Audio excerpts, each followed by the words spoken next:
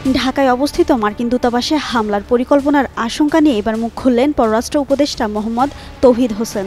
গেল বৃহস্পতিবার পররাষ্ট্র মন্ত্রণালয়ে এ বিষয়ে সাংবাদিকদের সঙ্গে কথা বলেন তিনি। বলেন, যদি হামলার কোনো পরিকল্পনা হয়ে থাকে তবে সেটা ইনফরমাল। এ বিষয়ে তার কাছে কোনো তথ্য নেই। এ বিষয়ে সরকারের পদক্ষেপ জানতে চাইলে পররাষ্ট্র উপদেষ্টা বলেন, কি ব্যবস্থা নিচ্ছে সেটা যদি আসলে সিকিউরিটি সংক্রান্ত হয়ে থাকে তাহলে স্বরাষ্ট্র মন্ত্রণালয় বলতে পারবে।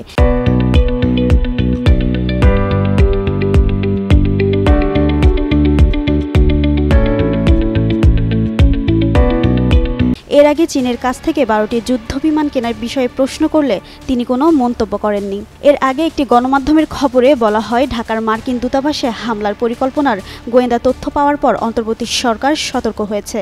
ওই প্রতিবেদনে উল্লেখ করা হয়, বিশেষ ধর্ম পালনকারী কোনো কর্মী বা বাংলাদেশি কর্মীকে অপহরণ ও হত্যা, পাশাপাশি দূতাবাসে হামলার পরিকল্পনার তথ্য পেয়েছে সরকার।